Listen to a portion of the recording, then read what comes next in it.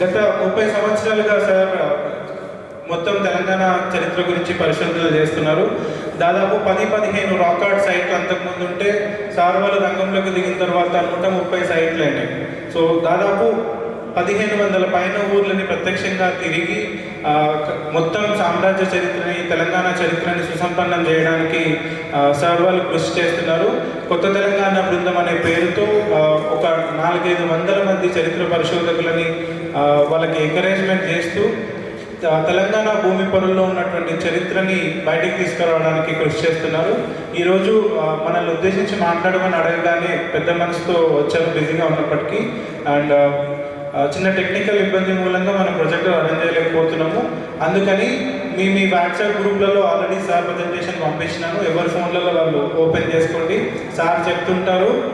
మిగతా టైంలో ఏమైనా డౌట్ వస్తే మీరు ప్రజెంటేషన్ చెక్ చేయొచ్చు. గ్రూప్లో వేసాను, మిగతా వాళ్ళకి నేను పంపిస్తాను. అండ్ ఈ సభను ఉద్దేశించి మాట్లాడవలసిందిగా హరగోపాల్ గారిని మాట్లాడకంటే ముందు శేషబ్రహ్మం గారికి సాధారణంగా స్వాగతం పలుకుతున్నాను. అండ్ ఈ కార్యక్రమానికి కర్త, కర్మ, క్రియ అన్ని శేషబ్రహ్మం గారు కళాయజ్ఞ ద్వారా మీ అందరినీ, మమ్మల్ని అందరినీ ఏకం చేసినటువంటి ఘనత శేషబ్రహ్మం గారికి దక్కుతుంది. అండ్ ఐ రిక్వెస్ట్ హరగోపాల్ గారు to start. Thank you so much. ఈ కార్యక్రమం మనం మన చరిత్రకు వారసులుగా మన చరిత్ర సాంస్కృతిక చిహ్నాలని కాపాడుకోవాల్సిన అవసరం ఎంత ఉందో ఇక్కడ ఆ గ్యాలరీలో చిత్రకారులు ప్రదర్శించిన చిత్రాలను చూసినప్పుడు మేము తిరిగినటువంటి ఆలయాలను మళ్ళీ మా కళ్ళకు కట్టినట్టుగా ఉంటాయి. వీటిని హైదరాబాద్కు తీసుకొచ్చి, అంటే అన్ని గుళ్ళని, అన్ని కాకతీయ దేవాలయాలను మీ హైదరాబాద్లో తీసుకొచ్చి మీ కంటి ముందర పెడితే మీరందరూ తిరిగి వాటిని చూడండి. చాలా మనకు గొప్ప చరిత్ర ఉందని చెప్పడానికి మిగిలిన ఆనవాళ్ళు కేవలం గుళ్ళు గోపురాలే, మిగతావన్నీ శిథిలమైపోయినప్పటికీ మనకున్నటువంటి ఈ వాటిని తిరిగి పునరుద్ధరించుకోవడము, పునర్నిర్మించుకోవడము, ఇది సాంస్కృతిక పునరుజ్జీవనానికి హేతు అవుతుంది. అందువల్ల మనం చేయాల్సిన మన కర్తవ్యాలని గుర్తు చేస్తూ ఈ కార్యక్రమాన్ని నిర్వహిస్తున్నటువంటి కళాయజ్ఞ, టార్చ్ సంస్థల సంయుక్త నిర్వహణలో ఈ కార్యక్రమం జరుగుతుంది. మా శేషబ్రహ్మం గారికి, మా అరవింద్కు, వాళ్ళ బృందాలందరికీ కూడా ముందుగా నేను ధన్యవాదాలు చెప్తున్నాను. నన్ను మాట్లాడమంటే నేను మాట్లాడడానికి ఏమీ విశేషం ఏమీ కాదు. చాలా గంటలు మాట్లాడిన మనకెక్కడ కూడా అసలు ఒడిసిపోని వచ్చేట్లు మనకి. మరి ఈ దీంట్లోంచి ఏది మాట్లాడాలి అంటే అరవింద్ నాకు ఒక సూచన చేసింది. ఒక తెలంగాణలోని కాకతీయ దేవాలయాలు. ఎందుకు తెలంగాణ అంటే ఇక్కడున్న దేవాలయాలన్నీ కూడా తెలంగాణ శైలికి చెందినవి. ఈ మాట ముందు వాడలేదు, ఇక నుంచి మనం వాడుకోవాలి. తెలంగాణ శైలి ఎందుకు? పరబ్రహ్మ శాస్త్రి గారు కాకతీయుల అనే గ్రంథం రాసేటప్పుడు కూడా ఆయన చెప్తారు, కాకతీయుల దేవాలయాల విశిష్టత ఆ ప్రాంతీయ లక్షణాలను కలుపుకోవడం వల్లనే వచ్చింది అని. కాకతీయులు వాళ్ళ శిల్పాలు మనకు అటు హొయసల, వేలూరు, కర్ణాటకలో ఉన్నటువంటి ఆ శిల్ప వారసత్వానికి అనుగుణమైనటువంటి కనపడ్డప్పటికీ స్థానికమైనటువంటి మార్పులు చేర్పులు సమకూర్చుకున్న శిల్ప సంపద కాకతీయులది. మనకిక్కడ సబ్జెక్టులోకి వెళ్ళి మీతో మాట్లాడిన తర్వాత మళ్ళీ డిస్కషన్స్కి అవకాశం ఇచ్చుకుంటే బాగుంటుంది అనుకుంటాను. కాకతీయుల దేవాలయ నిర్మాణాలని మనం గొప్పగా మనకు కనబడుతున్నటువంటి కాకతీయ దేవాలయాలు చూసుకుంటే మొట్టమొదట 1163లో నిర్మించినటువంటి 1000 స్తంభాల గుడితో మొదలైంది కాకతీయ దేవాలయ నిర్మాణం. 14వ శతాబ్దంలో తొలి దశకం దాకా కాకతీయుల నిర్మాణాలన్నీ దేవాలయ నిర్మాణాలు కొనసాగినట్టుగా కాకతీయుల చరిత్ర 1123లో ప్రతాపరుద్రుడు మరణించేదాకా ఈ నిర్మాణాలు సాగుతూనే ఉన్నాయి వాళ్ళ సామంతులు వాళ్ళు. ఇక్కడ ఏంటంటే కేవలం ఫలానా రాజు నిర్మించింది అనకుండా కాకతీయుల సామంతులు అందరూ కలిసి నిర్మించారు. ఎన్ని రకాల దేవాలయాలు ఉంటాయంటే త్రికూటం, 3 త్రికూటం, 4 చతుష్కూటం, 5 పంచకూటం. అంటే ఒకే కప్పు కింద ఒక గుడి ఉంటే ఏకకూటం, 2 ఉంటే త్రికూటం, 3 ఉంటే త్రికూటం, 4 ఉంటే చతుష్కూటం, 5 ఉంటే పంచకూటం. ఒకే కప్పు కింద గర్భగుడులు ఉండాలి, వేరు వేరు దేవతలు ఉన్నప్పటికీ కూడా. లేదా ఒకే దేవుడు కూడా పంచకూటాలు, అంటే 5 లింగాలు ఉంటే అట్లా కూడా ఉండొచ్చు. లేదా శివుడు ప్రధానమైనటువంటి పంచాయతన పద్ధతి అంటారు. ఆ పంచాయతన పద్ధతిలో కూడా దేవాలయం నిర్మాణం జరిగింది. అట్లా కాకుండా మేము కొత్త దశకూట దేవాలయాన్ని కూడా మా బృందం గుర్తించి మెదక్ జిల్లా శంకరంపేటలో, చిన్న శంకరంపేటలో దశకూటాలయం 10 గుళ్ళు ఒకటే కప్పు కింద ఉండడం అనేది, కానీ అది ఈ కాకతీయుల కంటే ముందరే. కాకతీయ దేవాలయాలను ప్రధానమైన కొన్నింటిని మాత్రం ఎన్నుకొని ఒక 24 దేవాలయాల పేర్లు నేను రాసుకున్నాను. ఇక్కడ మనం ప్రొజెక్ట్ చేసేదంటే అవి కానీ పేరు కనబడేటివి. ఇక నేను చెప్పేటప్పుడు ఆ కొన్ని దేవాలయాలు ప్రస్తావించి వాటి యొక్క వివరాలను చెప్పుకుంటూ వెళ్తాను. ఆల్రెడీ మీ దగ్గర మెసేజ్ ఉన్నట్టయితే అందులో మీరు చూసుకుంటే మొదటి పేజీలోనే 24 దేవాలయాల ఒక లిస్ట్ ఉంది.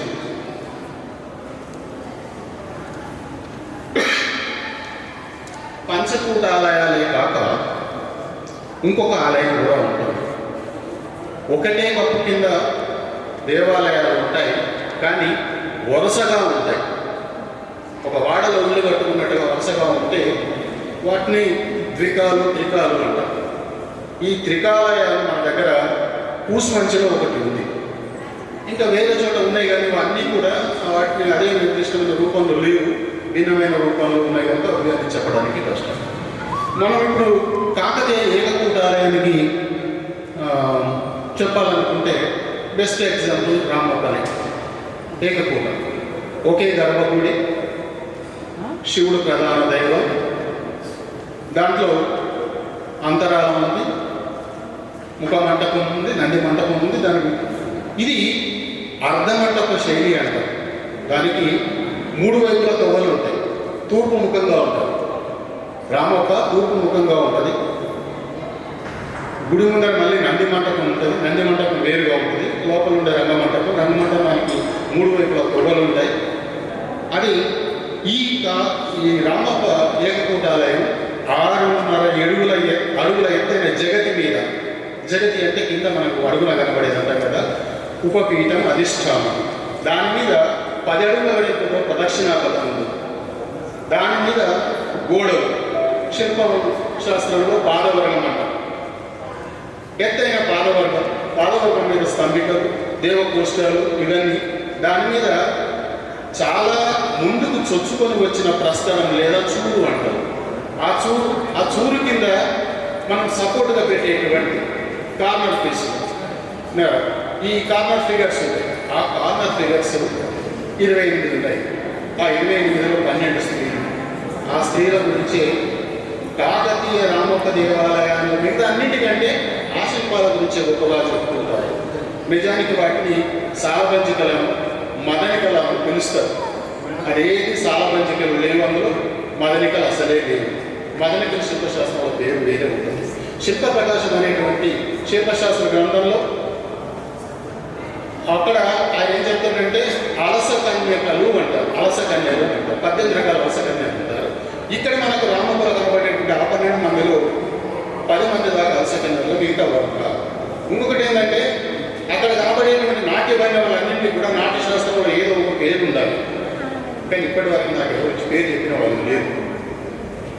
వాటి గురించి పరిశోధన చేసిన నటరాజ రామకృష్ణ కూడా కొన్నింటికి పేరు చెప్పినాడు. ఒకటి భ్రమరం, ఒకటి అర్థాన్ని కృత్యమని 2 చెప్పినాడు. ఒక 2 చేతులు పైకి, మీరు అందులో చూసినారు, 2 చేతులు పైకి నృత్యం చేస్తుంది, కుడికాలు పైకి లేపి చేస్తుంది. ఆ కుడికాలు పైకి లేపడాన్ని నాట్యశాస్త్రంలో భుజంగత్రాసం అంటారు. భుజంగత్రాసం పైన 2 విస్మయ ముద్రలు 2 పెట్టుకున్నటువంటి దాన్ని అది భ్రమరం అన్నారు. దాన్ని మళ్ళీ వేరే ఒక నర్తకిమని కాదు సార్, అది వేరే పరివృత్తం ఉంటారన్నారు. అంటే భ్రమరానికి పరివృత్తానికి పేరు సమానం ఉన్నప్పటికీ కూడా మళ్ళీ వాటి నాట్యశాస్త్ర పరిభాషలు తేడాలు ఉంటాయి. అట్లా అత్యద్భుతమైన శిల్పం మీకు ఎక్కడా కూడా ఈ మన ఏమంటే ఆ కార్నర్లో ఈ చూడు కింద పెట్టినటువంటి ఆ స్తంభికల మీద పెట్టిన ఆ పుత్తలికలు అంటారు మనం. ఆ పుత్తలికలు మనకి ఎక్కడ కనపడవు. అంటే అన్ని దేవాలయాల్లో కూడా కర్ణాటకలో కూడా దేవాలయాల్లో ఇవన్నీ ఉంటాయి. కానీ కాకతీయుల రామప్పలో ఉన్నటువంటివి మరెక్కడ లేవు. కాకతీయులు నిర్మించినటువంటి కోటగుళ్ళలో ఉన్నాయి. అట్లనే జనగామలో ఉంటాయి. అంటే మనకు మంతని దగ్గర జనగామలో కూడా ఉంటాయి. కానీ ఆ శిల్పాలకు రామప్ప శిల్పానికి తేడా ఉంది. మన వాళ్ళు చాలామంది చర్చించేటప్పుడు ఏం చేస్తారు, ఈ శిల్పాలు ఉన్నటువంటి స్టైలు వీళ్ళు మన ప్రాంతం వాళ్ళు, మన ప్రాంతపు స్త్రీలు గారు, మన ప్రాంతపు ఆహార్యం వీళ్ళకి లేదు అనేది. అది తప్పు. శిల్పకారుడు తాను ఏమని ఎట్లా ఊహించుకుంటాడో, తన ధ్యానంలో ఏముంటుందో ఆ ధ్యానానికి రూపమిస్తాడు. అది తన రూప ధ్యానం. అది అంతే తప్ప మీరు అదే చూసి నా మిత్రుడు నేను కలిసి మేము కోటగులు వెళ్ళినప్పుడు అదేటువంటి విగ్రహాలు చూసి ఇవి గ్రీకు శిల్పంలా ఉంది అన్నాడు. గ్రీకు శిల్పం ఎందుకు అవుతుంది కాదు, ఇక్కడే ఉన్నాయి. ఎందుకంటే ఇక్కడ ఉన్న స్త్రీలందరినీ కూడా మనం ఎట్లా ఉండాలి, మనకు ఒక చిత్రకారుడు, ఒక శిల్పకారుడు తాను తన ఊహలో నిర్మించుకునే స్త్రీ రూపము నీకు బయట కనబడకపోవచ్చు. ఎన్నింటినో చూసి వాటినన్నింటినీ రంగరించి ఒక శిల్పంగా చెప్తాడు. అట్లా చెప్పిన శిల్పాలు మనకు ఈ రామప్పలో కనబడతాయి. కాబట్టి సాలబంజికలు అంటే చెట్టు కొమ్మ విరిచే స్త్రీల బొమ్మలు ఉంటే అది సాలబంజిక. సాలము అంటే చెట్టు, బంజిక అంటే విరిచేది అనమాట, అది సాలబంజిక. మదనిక అంటే వేరు. మదనికకు గజ కట్టి హంస నడుము ఇట్లా ఉండాలి అని దానికి శిల్పశాస్త్రం వేరు. అట్లా కాకుండా ఫలానానికి కాదు, శిల్పశాస్త్రాలు అనేకం ఉన్నాయి, పేరు అనేకం ఉన్నాయి.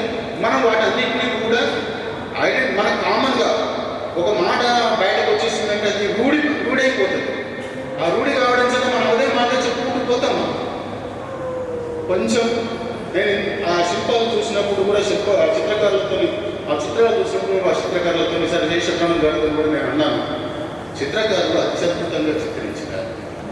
వాళ్ళకు కూడా కొంచెం ఈ శిల్పాలు ఏమో తెలిసి ఉంటే ఇంకొంచెం బాగా వేస్తారు.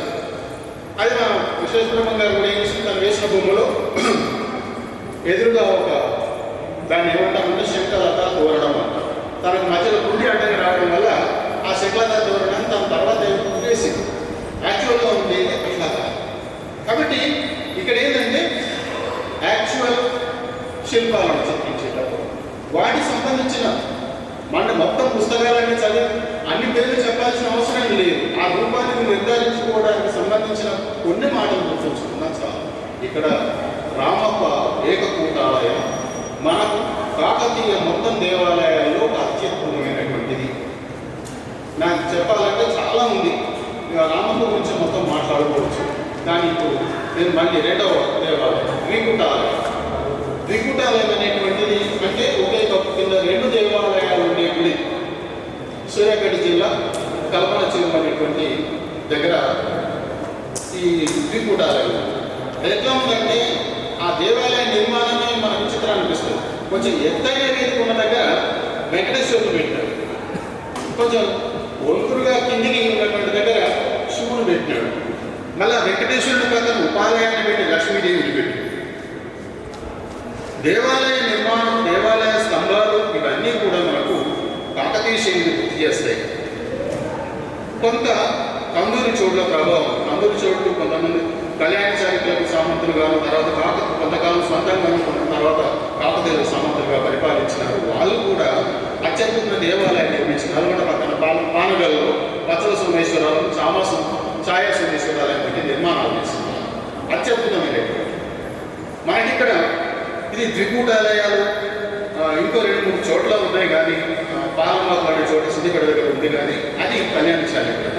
ఇంకా అంతకు ముందు వెళ్ళేటువంటి దేవాలయాలు ఉన్నాయి. అంటే దేవాలయాల భేదాలు చెప్పడానికి మాత్రమే ఇది ఒక ఉదాహరణ. తర్వాత త్రికూటాలయం.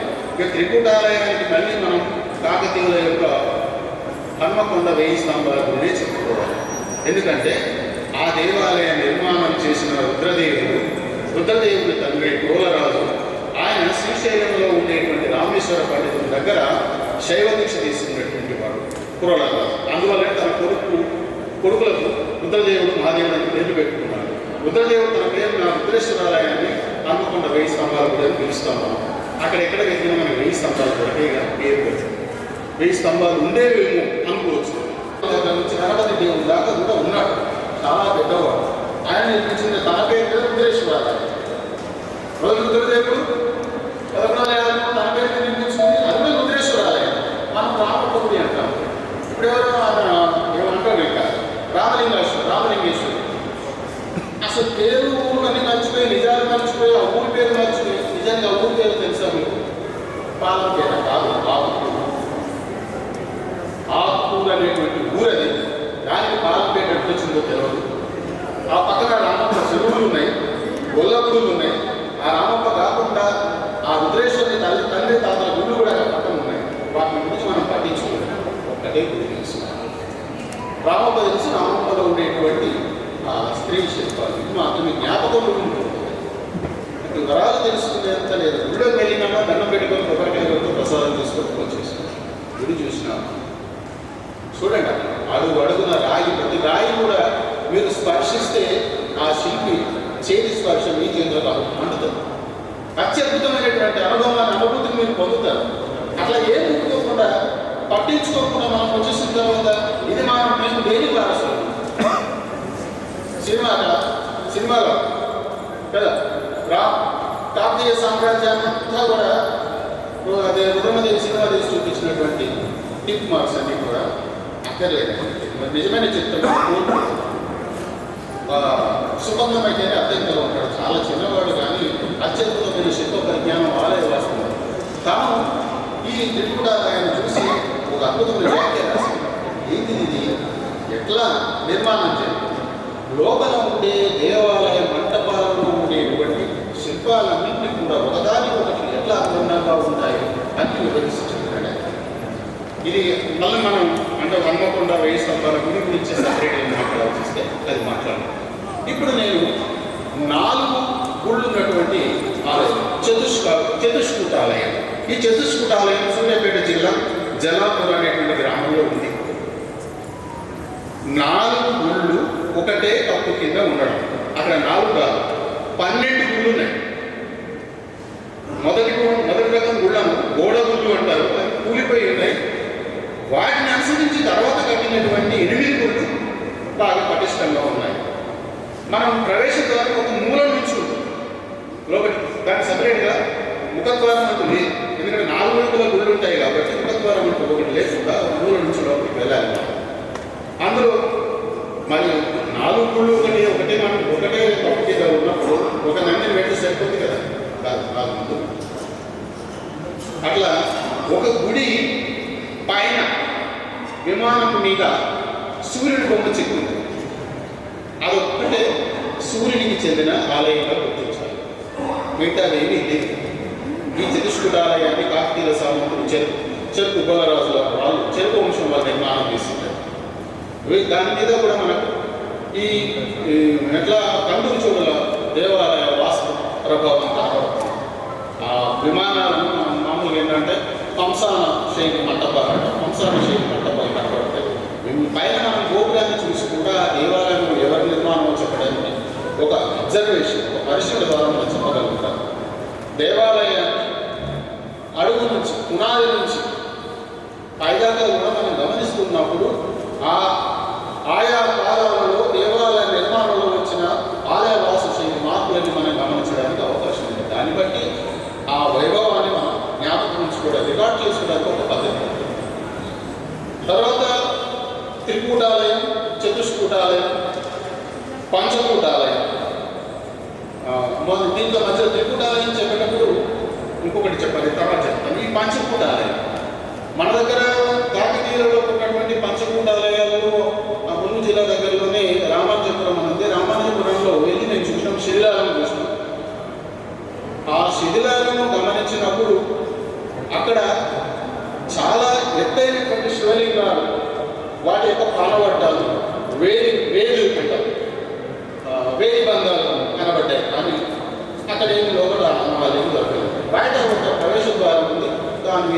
శిల్పాలు ఉన్నాయి. ఒక పెద్ద గోడ శిల్పం మీద కనబడే దాంట్లో వైష్ణవ సంబంధ శిల్పాలు ఉన్నాయి. దానివల్ల ఏమంటున్నారు, ఊరి పేరు రామానుజపురం, అది వైష్ణవాలయం, అది వేణుగోపాల స్వామి గుడి అని చెప్తున్నారు. అంటే ఐ కాంట్ బిలీవ్, అది నా పర్సనల్ ఒపీనియన్. నేనైతే అది శివ పంచాయతనం అని అనుకుంటున్నాను. 5 శివలింగాలకు ఉండేటువంటి అది శివ పంచాయతనమే అయి ఉంటుంది. అది కాకుండా ఆత్మకూరు అనేటువంటి ఒక గుడి, ఆ గుడి ఈ మధ్య దాన్ని రివైవ్ చేసి మళ్ళీ కట్టినారు. దాంట్లో ఇవి కూడా అందులో వేరు దేవతల పంచాయతనం శైవ పంచాయతనం చేసి కట్టినారు. ఇవి కాకుండా చాలా తక్కువ అరుదుగా ఉన్న మనకి ఇక్కడ లేవు. ఎక్కువగా మనకు కనబడే దేవాలయాలన్నీ ఏకపూట లేదా త్రిపూట. కాకతీయుల దేవాలయాలన్నీ కూడా ఏకపూటాలు లేదా త్రిపూటాలు, ఇంకేమి కావు. ఇంకొకటి నేను చెప్పిన కదా, కూసుమంచిలో 2 దేవాలయాలు, గణపేశ్వర ఆలయం ఉంది, ఆ పక్కన మహాదేవాలయం ఉంది. ఈ గణపేశ్వరాలయం చాలా పాతది, అది కూడా ప్రతాపతుడు దాన్ని వేయించిన శాసనం కూడా ఉంది. అంతకన్నా ముందు దాని పక్కన నేను చెప్పాను కదా, ఒక వరుసగా 3 దేవాలయాలు ఉంటే దాన్ని త్రికాలయము అంటారు. ఆ త్రికాలయంలో అన్ని మహాదేవలింగ 3 కూడా మహాదేవలింగ. వాళ్ళు గణపతి దేవుని కాలంలో నిర్మాణం చేసినటువంటిది. ఆయన యొక్క మంత్రి మల్లన మంత్రి నిర్మాణం చేసింది. అక్కడ దొరికినటువంటి శాసనాన్ని మా టీం కలిసి దాన్ని పరిష్కరించడం జరిగింది. 256 సంవత్సరాలు ఉండేటువంటి అతిపెద్ద సంస్కృత శాసనం, అత్యద్భుతమైన ఒక కావ్యం, ఒక పుస్తకంలో దాన్ని అర్థం రాస్తే ఒక పుస్తకం అవుతుంది. అంత పెద్ద శాసనం అది గణపతి దేవుని కాలంలో వేయబడేటువంటి శాసనం. అది పరిష్కరించుకున్నాం. నేను ఆ శాసనాన్ని కొత్త తెలంగాణ శాసనాల పుస్తకంలో పంచివేయించడం జరిగింది. ఇవి దేవాలయ భేదాలు ప్రకారం మనం చెప్పుకున్నాయి. కాకతీయ దేవాలయాల్లో దేవాలయ భేదాలు ఏకకూటం నుంచి పంచకూటం దాకా ఉన్నటువంటి. మరి ఈ దేవాలయాల తర్వాత మరి మనకు ఉండేటువంటి ఏ శైలిని మనం చెప్పుకుంటున్నాం. మీరు ఇక్కడ చూపిస్తుంటేనేమో మీ కళ్ళ ముందర చాలా బాగుండేది. నేను ఎక్కడైనా అంటే ఎప్పుడైనా మీరు వెళ్ళి ఉంటే వరంగల్ దగ్గర ఉన్న కొండపర్తి దేవాలయం, అది ఎంత గొప్పగా ఉందో, ఎంత గొప్పగా ధ్వంసమైందో అరవింద్ చెప్పగలుగుతాను. ఎన్నిసార్లు చూసినాడు, ఎన్నిసార్లు తిరిగినాడు. అక్కడ ఒక అత్యద్భుతమైనటువంటి గణపతి శిల్పం ఉంది. మనకు కొన్ని నమ్మకాలు ఉంటాయి. గణపతి కొట్టలో రత్నాలు ఉంటాయి, నంది మెడలో ధనం ఉంది కాబట్టి నంది మెడలు విరిచేయాలి, అట్లా కూలగొట్టారు. కొండపర్తిలో ఉండేటువంటి గణపతి శిల్పాన్ని ముక్కలుగా రాళ్ళకు తీసి పెట్టారు. దాని విషయంలో కొట్లాడి ఆరోగ్యం చేసినట్టు అది కేసు అయింది, జైలు పాలయ్యారు. అది లేదు. కానీ మన తెలివి అది ఏం చేయలేదు. కానీ అత్యద్భుతమైన ఆ శిల్పాన్ని ఆ బొమ్మలో మన కనబడి శిల్పంలో పెట్టినా నేను అది ఇక మళ్ళీ ఎక్కడి నుంచి తెచ్చుకుంటాం. నేను అనేది ఏంటంటే, మీకు మతం పట్ల దేవతల పట్ల విశ్వాసాలు ఉండాలా ఉండకూడదా అనేది పక్కన పెడితే, ఒక అందమైనటువంటి శిల్పాన్ని గౌరవించాలా వద్ద మనస్ఫూర్తిగా దాన్ని ఎట్లా చూడాలి అని. మనం ఒక బొమ్మ వేస్తే అందంగా ఉందంట, ఒక బొమ్మ చెక్కినాడు కదా, అది కూడా అందంగానే ఉంది కదా. ఈ బొమ్మని ఎంత బాగా చూస్తావో ఆ బొమ్మ కూడా అంత బాగా చూసుకోవాలి కదా. పైగా మన చరిత్రలో భాగమే మన వారసత్వంలో వస్తున్నటువంటి అంశం కదా. దానికి మతం అంటగట్టాల్సిన అవసరం లేదు. మతం పేరున చాలా ధ్వంసమైనది. ఎందుకంటే మొదట మన దగ్గర శిల్పాలు కానీ కూడా దేవాలయాలు చెప్పడం అంతా కూడా ఇప్పుడు 2వ శతాబ్దం నుంచి మొదలైతే 3వ శతాబ్దం నుంచి మొదలైతే అందులో జైనులు బౌద్ధులు